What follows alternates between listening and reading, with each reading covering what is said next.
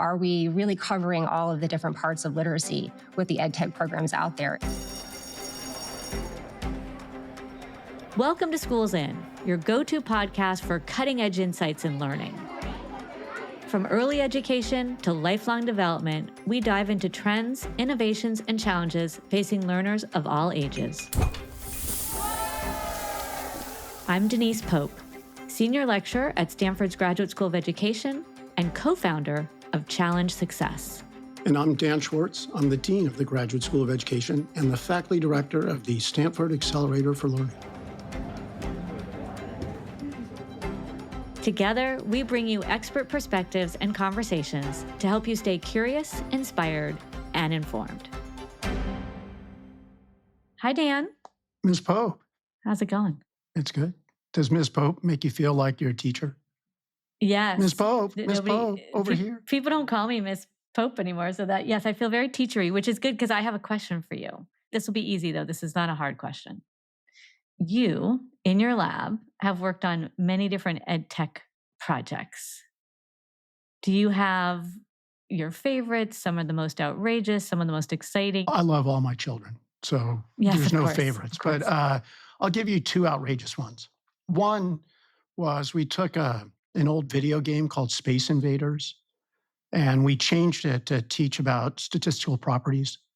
And your job was to shoot down space aliens. So that was pretty outrageous. It worked. It prepared students to understand the concepts better. The other one, which was built on a very successful technology called a teachable agent. And so the way it works is the child teaches a computer character, and then the computer character can answer new questions on its own. And so the kids would teach their agents, and then their agents would go into a game show. And so they'd name their agent. So Ritu would be one of the agents, and there'd be three others. And then there was a game show host who would say, I'm going to ask this question of the agents.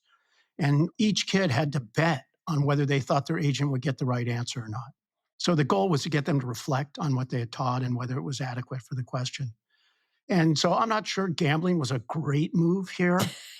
Shooting, we've got gambling. Oh my goodness. Well, and you think of these, how do you come up with these? So I tend to work in STEM domains, science and math. And there you're sort of trying to find what is the thing that the student really needs to learn where the technology is going to help you. Because there's something about it that's hard, and the technology lets you do things that you can't do otherwise. I think it's probably different for other domains. You know, if I'm thinking about reading comprehension, it might be something quite different, but I'm not sure. Fortunately, we have a guest who can answer this. Awesome. Tell us who we've got. Today, our guest is Professor Rebecca Silverman at the Graduate School of Education, the Graduate School of Education at Stanford. She started her career in education as an elementary school in her hometown of New Orleans, Louisiana. And so here at Stanford, she studies how to support struggling readers from all language backgrounds and how to identify solutions. So Rebecca, thank you for joining us again. Glad to be here. Yes, welcome. So Rebecca, I've focused more on STEM than literacy, but I was wondering, are there interesting literacy technologies to help students learn to read and write? Absolutely. I think one of the most promising things that technology can do in the area of literacy is really differentiate for kids who have different learning pathways in literacy. A lot of kids develop at different rates in literacy, and the edtech can really help target where they are in ways that can help them practice and improve in literacy. And I think that's a really promising direction. It can differentiate and then adapt.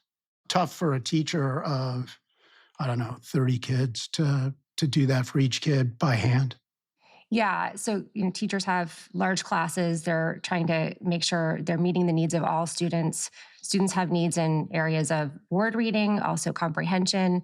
It's a lot of work for them to differentiate. And edtech can help them not supplant the teacher, but supplement the instruction by providing some additional differentiation and also providing a tool that they can use while they're meeting with kids and providing their own personalized differentiation.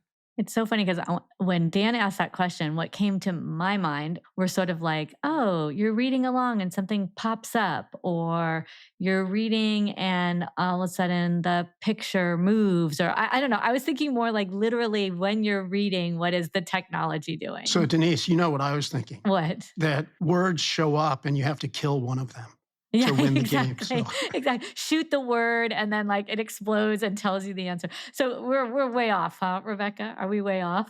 Not necessarily. I mean, there are games where you're, really focused on words and putting words together, and could be putting balloons together in a balloon constellation where you're putting together the words. But it could also be a much larger game where kids are really going after a quest and they're trying to solve problems. that second one's really interesting, Yeah. where it's sort of make your own adventure kind of thing, or choose your own adventure, except it's actually kind of a video game quest that you have to do lots of reading. Is that Yeah, and one of my first interests in this was watching my son play video games and learning a lot from having to read and comprehend what was on the screen. He played Zelda a lot as a kid, and there was a lot of content in Zelda, and he had to comprehend it in order to get to the next part of the quest. And I think games that have that, they both support engagement and motivation, and they're kind of getting kids to comprehend for a reason. They have to solve a problem or get to the next level.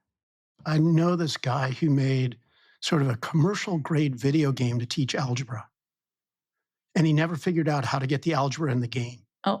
So you'd play the game and then it would stop and you'd get a sheet of word problems that you had to solve. So you were allowed to go to the next level. Oh, that's not good. I know that hurt. That hurt, No, but what kind of Rebecca's talking about is really, really cool. no, it's really integrated. It's part of the story. So it's Yeah, good. and I've worked with the nonprofit sector of edtech on working on programs and transmedia content on literacy. And one of the things that we're constantly thinking about is that balance between getting the skills integrated, focusing on how to support the skills, but also making it fun and engaging for kids. And it is a careful, delicate balance between the two that really, people need to think about when they're making these programs. And I know that just reading science overall, the science of how to learn to read has been over the years a little bit controversial and maybe changing and whatnot. So, how much does the science come into designing the products? And how do you know as a researcher? Yeah. So, I mean, we know a lot about how to teach kids how to read. And one of the things that is really important for ed tech programs to do is really look at that research and understand what do we know on how teachers teach kids to read. How can we use that as a foundation for ed tech tools?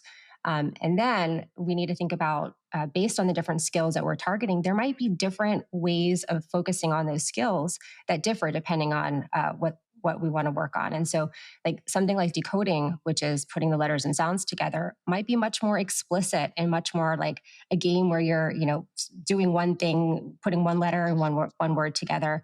But then if you think about comprehension, that's going to be a much bigger space and a much more interactive experience. And so thinking about what do we know from the research to design the game, and then how do we address the skills that we want to target effectively based on the research.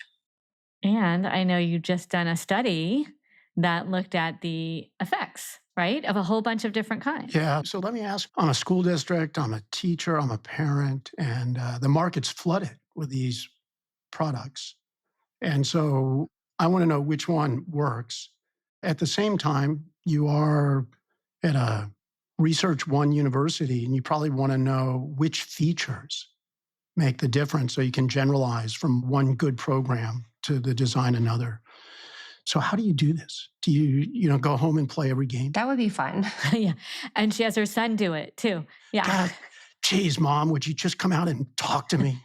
That would be fun, but yeah, I mean, I think a lot of the motivation for doing this project was that teachers in school districts were asking, what tools should we be using? Should we even be using these tools? And so what we did was we looked across all of the studies that had been published in the area since around 2010 on edtech programs in the area of literacy, and we compared them in a way that we could understand what was more effective than other programs. And we're able from that approach to get kind of an average effectiveness, but then we're also able to see the range and what varies. And then within that, we can actually look at what features might be associated with higher effects. So that's what we did in that study. So you basically get your graduate student to go find 120 studies that have already been conducted. And then you aggregate those studies and sort of say, this study had this feature, this feature, this feature, this study had feature XYZ. And it looks like 12 of the studies had feature X. Did it work? Did feature X work in all these different studies? Is that sort of how this works? Yeah, I mean, we started with a database. The database had thousands of articles that purportedly focused on edtech and literacy. We looked at those very carefully because the other part is understanding what research is actually done well. And so we looked at the designs of the research, making sure that the studies were high quality research studies.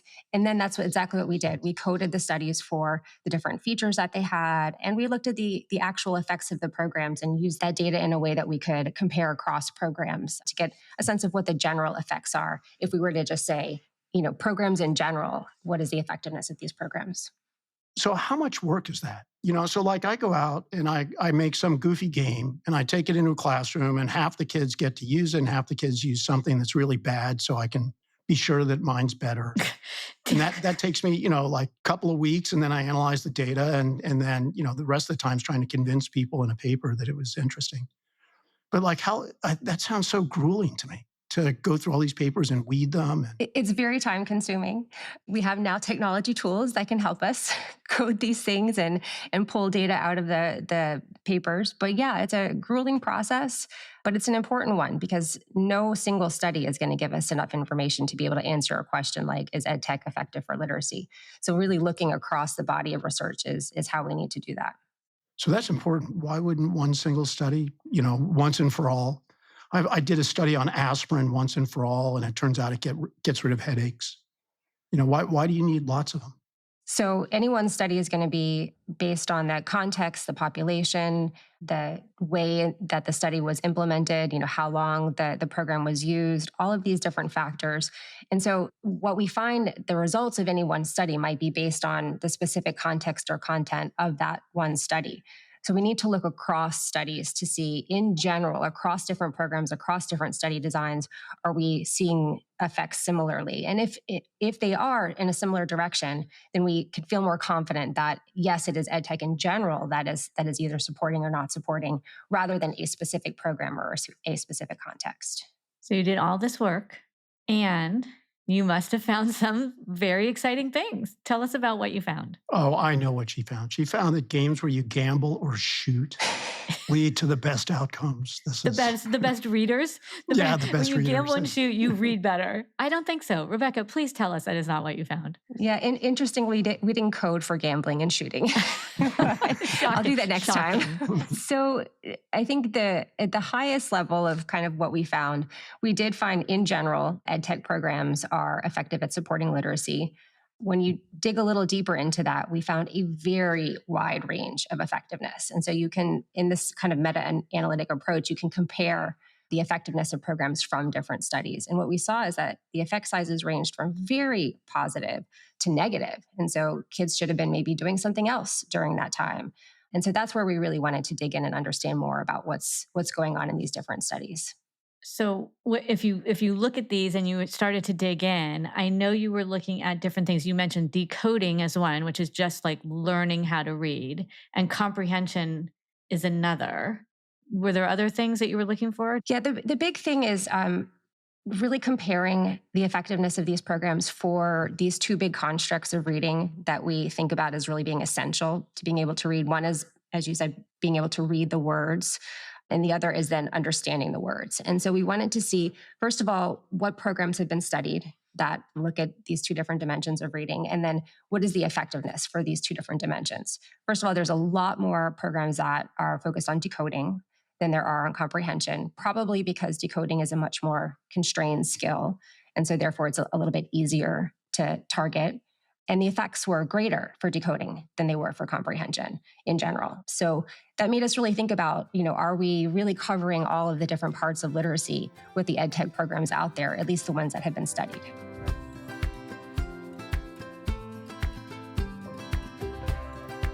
So Rebecca, what are some of the things you found? Some of the specific insights that maybe are quite important for designing or purchasing these. And then I need to know what were surprising things. But let's start with sort of what are the big findings that came out of this work. Sure. So one of my main focuses in this study was really, again, that looking at the difference between programs that can support decoding versus comprehension. And one of the things that we found is that programs that provide more practice, more feedback, and are more explicit and systematic are really effective for decoding. And on the other hand, programs that are more immersive, more scaffolded, and also provide feedback are more effective for comprehension. And so the message that I'm getting there is really that there are different kinds of programs that might be effective for different skills in literacy. And that's something that we should pay attention to when we're thinking about purchasing programs or using programs with kids. So, my son actually used a program to learn how to read. The teacher suggested it. I would have never even thought to do it. And it was definitely, I think, a decoding program. But I don't know, there seemed to be also a little comprehension in there. So, if they'd show a picture, let's say, of a cat, and then they put the C, and he had to find ways to get the A, T connected to the C. And when he did, it would be like, yay, good job, balloons, etc. So, to me, that's decoding because, like, cat, right? But also he had to know that that was connected to the picture of the cat or no? Is that not comprehension? What does that make sense? Yeah, I mean, that would be minimal comprehension just to be able to recognize what the word cat means. The focus of that activity, I think, within that program is on decoding. Okay, and you're saying that's easier to do. There's ways to make it fun for kids to practice. I mean, he definitely would not have just done that if there weren't sounds and balloons and get up to the next level and, prizes in that sense. Yeah. So something like decoding is very skills focused. Like if you were thinking math, like, learning your math facts, it's kind of similar. You need to be able to have a lot of practice, a lot of very explicit feedback, kind of in a systematic and sequenced way. And so programs that do those things are likely to support decoding in a way that can be effective. And then the light gamification, so that kids are engaged and motivated to, kind of level up and that kind of thing, that can be effective. However, we have found that too much gamification can actually get in the way of kids being able to learn from the program. And so you need to find that balance of like not too gamified, but gamified enough to keep their interest. It's interesting. What happens? They stop paying attention and they're just trying to get the points. Yeah, and they get distracted. Yeah. Yeah, yeah. So I would make the split that on things that are you want automaticity, like driving a car, where you want to be able to shift and turn on your signals. These are really good for that quick turnaround feedback drill. You practice a lot, a highly repetitive, stable environment. Text always shows up left to right in English, but the comprehension's tougher, right? Because there, each thing you comprehend is kind of new. Whereas cat, it's like, yeah, I've seen the word cat 1,000 times. Thank you for letting me practice that. But comprehension, each time it's new. So I can see why that's more narrative, more sort of sustained, immersive, where you really understand what it means to develop an understanding, maybe. Is there an example of one that teaches comprehension, Rebecca, just so people can have it in their heads? Yeah. So, one of the programs that's been most effective is an intelligent tutoring program that uses explicit feedback and scaffolding. The embedded tutor is looking at the kids' responses to different questions about passages that they're reading. And based on those responses, helping kids fine tune those or think of strategies they can use to deepen their response to those questions. And so, those kinds of programs are going to be much more looking at that scaffolding piece, that providing in-depth feedback so that kids can comprehend at a deeper level, and then giving the kids strategies to think at a greater macro level, not just at a particular word, but really thinking about overall in a passage, what is the author trying to say, what is the message I'm trying to extract here. So one of my favorite studies on early reading sort of showed that you need to tell the kids their jobs to sort of make a mental model of what's going on. So there's a goat goes into a barn, a pig goes on the roof. Can the goat see the pig? And you want the kid to be making a model of this, but they didn't know that was what they were supposed to do when they read, because they thought my job's to read the words. Mm. And so I thought that was really interesting. It was just, I mean, it's kind of a meta strategy, I guess, for comprehension, but they didn't know, and you sort of need to teach them this. And so I can imagine there's lots and lots of strategies that we use to read. I probably don't even know how many I'm using. Yeah, so some of these programs that do that and that focus on strategies are focused on things like how does the organization of the text enable me or help me comprehend? So how the text is organized can I can look at how a text is organized and think about how that organization can help me comprehend. And so looking at text organization is one strategy. What does text organization mean, Rebecca? So text structure for narratives is kind of beginning, middle, of end. There's going to be an introduction, a problem, a solution, and kids can think about those different pieces of what a typical narrative looks like to help them comprehend. Whereas for something that's more nonfiction, it's going to be, something's introduced, there's given details about that, and then more information that I can connect back to the main topic sentence. And so then I can think about that organization. It could be a compare contrast. It could be in different organizational structures within expository text that I can hook onto to help me comprehend. So, Denise, I think it's amazing how much of my reading skill I take for granted. Oh, yeah. That there's all these things that I'm probably using and doing, and I just don't even think about it. I just sort of do it. And then to decompose it and say, no, these are all the different moves. This is really an interesting challenge for the designers of these programs or for the field of reading research in general to say, no, these are different strategies that people use. Totally. And then if you think about fiction, I mean, so my husband and I were just having this conversation because I read a book, I thought he would really like it. And it's a kind of book that it jumps back and forth in time and different narrators narrate different chapters. And he's like, I can't keep that all in my head. But think of what the brain has to do to be able to like go, oh, wait, that was before. And now this is after. And this person's talking now. And now we have, but like I was able to do it seamlessly. If I told the story about my dad, so he's reading this book and he says to me, I'm on chapter 6 and I can't put it together. Oh. I've tried all these different structures to put it together and I can't figure it out. And he reads another 2 chapters and then I see him the next day and he says, it turned out to be a book of short stories. Oh. But I bet he used every strategy he could think of to try and find a structure there. Reading is complex. Doing these things, we're doing it without even knowing we're doing it half the time. We've got this technology to coming up in different ways to help different pieces of it. If you were a parent or a teacher or an administrator out there, based on what you found in this meta-analysis, what are some of the takeaways? I think one takeaway is parents and teachers can be looking at different features of programs to try to understand, are those going to be helpful for what I want my child to be able to accomplish? And so if we're focused on decoding, they're going to be programs that have lots of practice, lots of feedback, lots of explicit instruction. For comprehension, it'll be that it's more immersive, has scaffolding, and I want to be thinking about, are these features appropriately targeted for the level that my child's at? So having some sort of adaptability so that as my child's progressing, the program will really react to and adjust to kind of the strengths and needs that my child might have.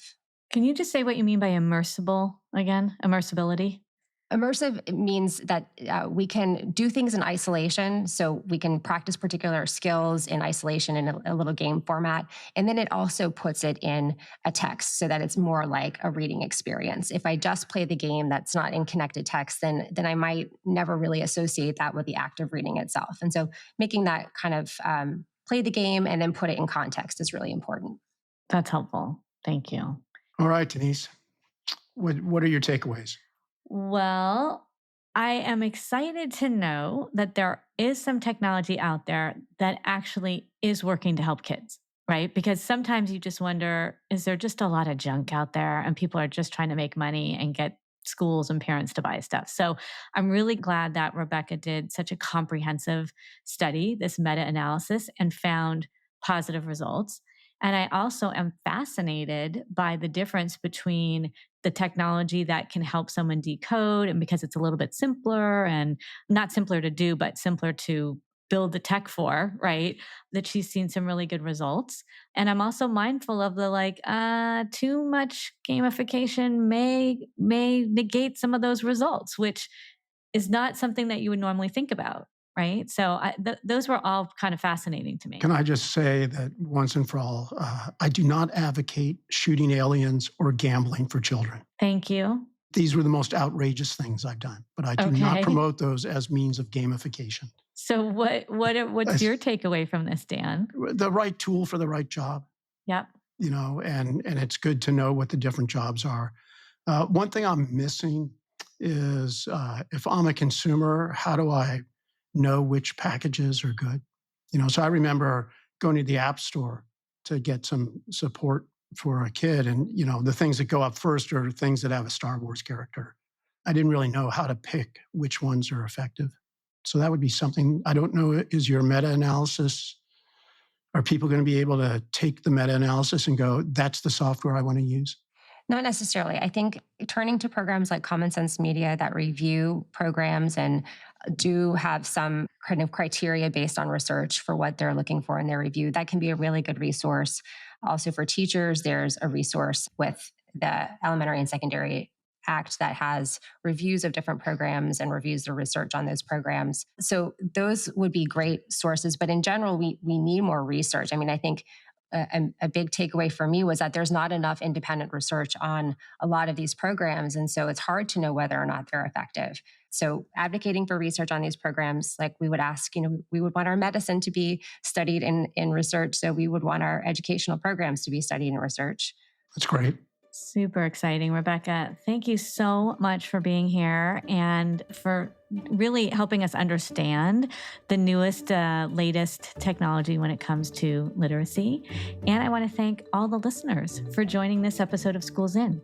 Be sure to subscribe to the show on Spotify, Apple Podcasts, or wherever you tune in. I'm Denise Pope. I tried to do that like cat. I'm Denise Pope. That's really good. Everybody knows who I am.